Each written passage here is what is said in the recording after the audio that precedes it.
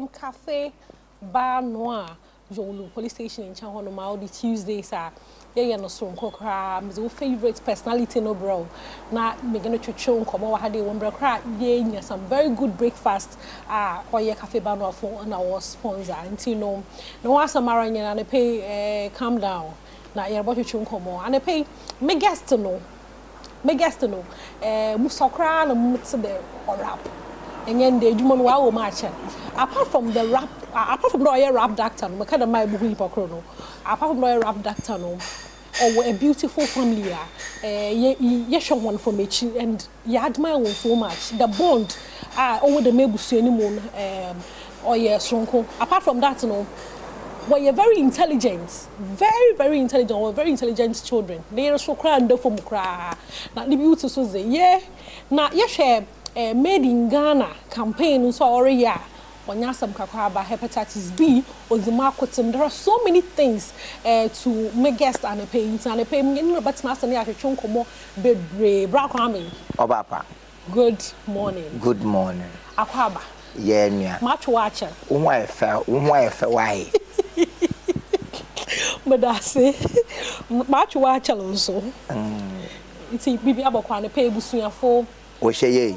Obia no hui. Okay. Yakopon already an Adom still. What may busuya him. Already an Adom still. I see. Into the pennies in command. Some of my catch all before no when you may bring pedamino can but suddenly you may be record in industry and per years of experience no may assure the bottom shed some light or the dam. First of all, you share greatest of all time rappers not saying why don't I ranking be in as on social media. I think they'll start from graphic showbiz and if you do social media be and list as first of all me said there that list man they are greatest of all time in the crowd. It is necessary like we for so many on the them on say Yakopon in Ukraine art the expression of the soul and I'm say a expression of the soul no be a soul ye different art the competition be any okay but we free art that's how the bad products they are and the products they compete and I'm say music na be to say product obia one audience and a fan base near the end competition is sometimes good for visibility for positioning for historic purposes any idea and any bad say graphic showbiz doing say according to Omono a certain award system be they recognize rappers and singers and musicians and yeah it's not a negative thing okay. But I can say share from an artistic perspective there untimi mfa rose and compare bougainvillea nyina flowers purpose is different look a different penalty and untimi mfa musician back compare the other okay. Yeah, we don't compare arts because obia you different ye part academy some day into na enye them comparison no but yan hwe awu ayedwuma na ache blueprint na abazi but it was a template you to say if it's artistic in the area then abazi well graphic showbiz for no yeah omo kan de omo share me who experience omo kan delivery me who culture me who dexterity me who flow me who lyricism. I think these were the markers na omo de hwe say omo kan sa na we nyina album artist we number 1, we number 2, we number 3. Obi for also be yet differently. Obi for also be say me say me ka say me yi rappers omo ya dia. Me share lyricism first. Na ma share delivery. Na fe ma share styling. Ma share styling and I say flow no. Na ma share versatility. Okay. Enti obia any send you no define art. Enti say what's your categorize art. Say you no tiase no and odi be yi the wedi kan another one can ho be. Okay. So be honest no be and me hwa differently. I see. Okay, Mate American accent. Not that no, you best than the true representation because Obia one perspective or Okita say Oban Norishe greatest of all time. Tinid the Mina, you best than ye the true greatest of all time. Big question. Enti so say man in our fair by it me Miss World. Enti ye be peer review. Okay. Say be person imagine say bia Mene Lord Kenya ne sa akode ne obrafo ne Reggie Rockstone. Yet TV so na ye the best medical doctor in Ghana. Based on yen way. Odwen say Ghana Dental Medical Association when beje ho. O mani beje ho. Debi. Aha, sa pepe. Enti say ye pese ye yi onipa rapi we bon when homodin wo mpa. Ese say ye peer review. Okay. Ye practitioners no.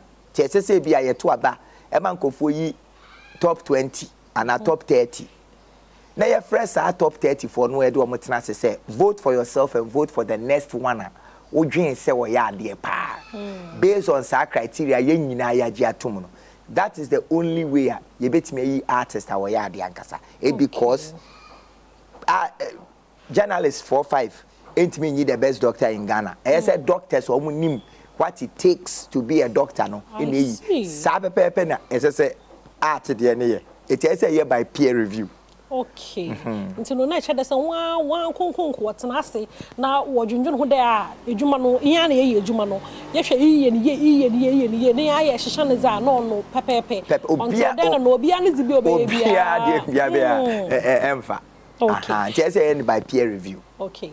Now my easy high life ho so nkomo. High life nyom no nka no sanada is there some years back no nanka ye hwe hini kira yesudo no ye get to baby kakra na ye hundo etetefo hono nyom na ade basisia no currently ye obi bia ye fan the modern high life ye hundo even rappers na ade wonyina they are switching to do music there are some good high life music some kan za ko hwikra for some time na mute Nigeria nyom krom ha che kakra the sisia no you move towards you be learning to embrace for some time I'm not lying Nigeria you krom hache when new songs na za wa benazin on enter market no to my first na nanka wotum na wa enter no people are embracing it ebeka there sisi the modern high life no it's here to stay ana and they mean because what say a new song with Kwame Eugene yes and they say ebe stay o say fleet no mean da obi anu obetima ka say ebe stay and say ain't stay because your behavior no say your behavior no na be ma ache say ade na waba no ebe che ana say nche enti ye be bo nsem kese e de ama young high life musicians are omo bo enwoma debit say Kimpaluta bit say Amirado okay. Bit say Kidi Famille Obia episode so especially from reggae dance hall to exactly Obia or ye younger or then or contributed towards the rebirth of high life music no when yakopon hira no na ye be koso aka kire fans say omo nkoso en stream enti na emeye nsen na ho enye precedence say wo bo high life music a unya skedi unya show bo unya fans unya eba ne saa enkura na ewe akire na ehwe ni nyina omo nyina abeye de omo ye omo asum bedwe omo enti say betna o sentina o ejina artists no any fans no so ena media no se mo so be koso ajeje ho akekan ensempa se ne okekan a na akola bi hwa o so oh high life na eyi Paluta boy a waye every day bi obo show 10 no ene ma me nkoye bi enti yen ekuemiensa no practitioners no audience no any media and see nyina ye intentional say yen share de any high life enti ye yire ye ho ama atenase but ya nya intentional de a kakra bi fufuro beba say sa de ne kwa enu anu na intentional asemi young fan there for some time now after Kimpaluta was about Kimpalutanism ne makoma iba outi there's been some controversy kakra Coca mentioned there now there you know ofi there ohia voice coach so singing edwuma na no opedo ya obe hia voice coach amem mfa woman even though some of the things Okyeame was not fair, but in all, no, let's look at the positive side of the Okyeame. Also, when you voice coach, although you'll be able to work coach was there or the baby or flat nazi. It's the man some nana. Let's say. Okay, now it's in some of them. Artist be here voice coach. Me here voice coach. Me that's why I have voice coach. Last week I'm na here recording. Now wa download app kwabna. Wa download app. Skills, new skills, new ranges our person or hitting no. Osua. I want the phone so kwabna. One of the most beautiful voices I've ever heard in the world. I agree. Kwabna and artist biara here voice coach. Okay. Hey, stop listening to my conversation. Artist be here voice coach. But to say Kempaluta flat there, that one there, memente. And Monsieur music wo university and ejako ni mwankasa. Okay. Mente Kempaluta nim ne voice ni yusu, ne voice na there, authentic, unique. You can feel Kempaluta pain. You can feel the hustle, the upbringing, any the vision, any energy in our new when voice ni yusu ankasa. Sir? When voice ni yusu na what people don't know is ano maybe ani soon. Kempaluta soon no what is up to pray o so ajeje ku soon pen. Ano maybe ani soon ebi soon ano maybe ani soon enti untumi expect say Kempaluta antonyom te say Kwame Eugene ansana yaje atum say wonim nyom to utie skills are auto utie say the voice ni follow progression be there ningi na akwa interesting but say utie Kempaluta ne a very unique beautiful and experienced singer because watonyom che na utie ni pain and when the voice seems to say black would the enemy and that is why I think that he is blowing the roof off because he's such an amazing singer. Wow. Amazing singer. Hey, me move back home. Time na ekade yenye peer review na. Na chale sisi peer review ya na riye yo. Koka onye koka monyo. Nti koka is na nti. Anya na make. Of course, unse enyom there. Yes, when music is nice, we enjoy it. When it is not nice, then we appreciate it. Okay. And there are people who are almost also critics. There are people who are almost also appreciate for art.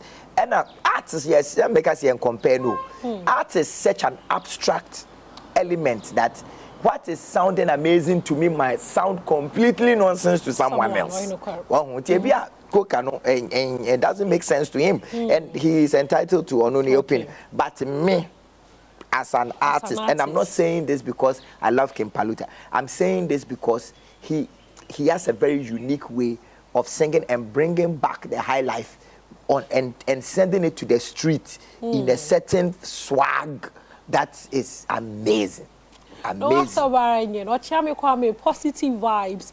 Na otnaso so no kasa so deep. And some of the king na dey for pen and paper na but na try 1111. Na in your time adokomu ye na tzo kana say.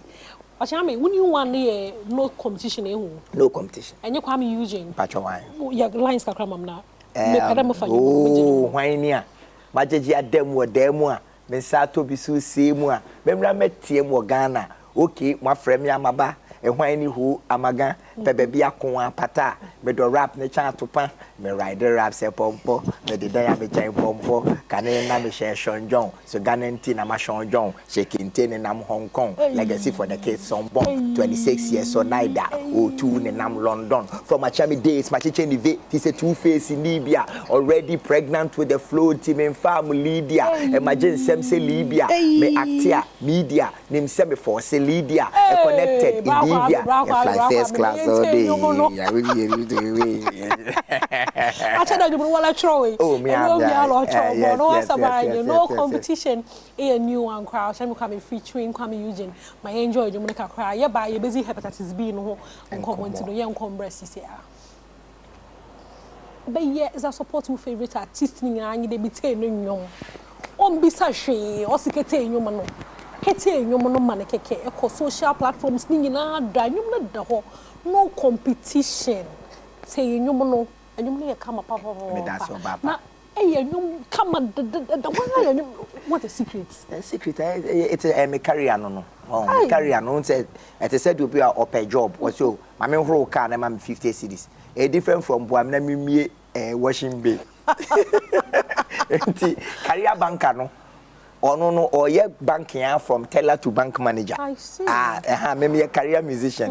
Enti me need choice. Enti every time I put in more effort, research, I learn to be able to keep staying dynamic and bringing new things. Okay. That's the secret. Matter say, the hepatitis B no home come. Yes, 14 please. years in na every year BIA project. On the 28th of July, yes, in our World Hepatitis Day. Yes. What's the difference in this year? Oh, this year it is the same. MDS Lancet and Noguchi a partner. And she said, "You man, I any more trek kakra. First, thank you. Yes, screening and vaccination. But she said the whole month of July, nina, ye co schools. And this year, say ye co East Municipal, and ye about 12 schools. West Legon Academy, Taifa Community School, Dome Anglican 1 and 2 near there. Ye know more ye competition or essays about hepatitis. Wow. Essay and a neighbors international school ne D first and your bar secondary school so what's our community name and one year debate to find out what children think about disease in a quite a bit me first way year free ho enti yes I no from beginning of this month enti Friday ebe yeah, screening the vaccination said yeah and debiano. Into this Friday and what Dome Block Factory. Friday we are free hepatitis B screening. Near vaccination, best at no pan 9. Near pound and you ref 4. Now the area say yeah the doctor for kukudam. Eba be pre-test counseling. Eba church ya reanimu. Omu we are open voluntarily. Near Mount Kwan near Chum Moja, Oma who Kwan Chum Moja near Shim. Ya do Moja ne ya the resource mount now you're positive. Clinical psychologist and kasa and I know be kasa near church you say we positive and chese obewu and chese bibia na mum ya bound specialist e we bia municipality ho na wakwa ko hu no say we negative so a near wo free vaccination be free from testing to bibia free bibia free I mean show one papa we jumo small hepatitis so or one of the killer me no kunipa but all wadwen there be okum nipa ekum nipa chen HIV ene yare bebre me ha many a metimi aka say one of the killer diseases are e wo the whole world hepatitis ekum nipa kwa chen HIV so when you be so WhatsApp menyim de enti ehon komo no ye very diverse the fact that when you be in chese obewu etu be ye bibi e friend viral load ye be hwe dudu ewom ni ahwe say we carry akakre we chronic we say eventually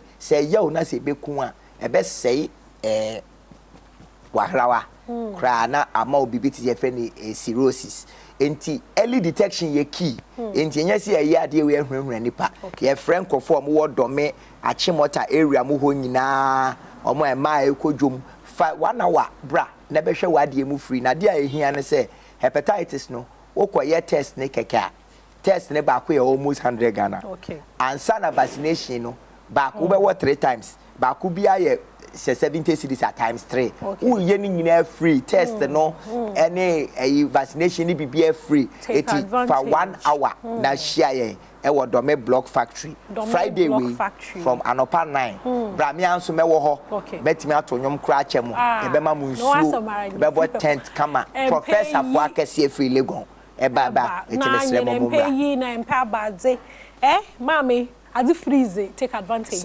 na koko enjoy oba perform oba dem bia ba kwa me oh yes into no ko na wara kaka test no na for bon hu ban bra me das pa dan pay miss me das inyambre more an compare me the basha another time ye beto aso das papa me komo no be si ade live from cafe banu amaka cho da hade ye kama ye papa into no say e wodofu bi ana wampo na bi e pe be aba be sie won kan hade ya na enye good food bi eza aha need place I baba mozan for nya chira ha de ojo police station in chan hono ma brana beji is baba bi enezi is no the Fantidol president for the Brothers and Sisters Association fruits and no baba ya camera nyame hwe bebre Calvin na wa be Kofi Ampedu head of productions nyame insho won bebre mizebesi ha nyame adoma ye besa na yeshia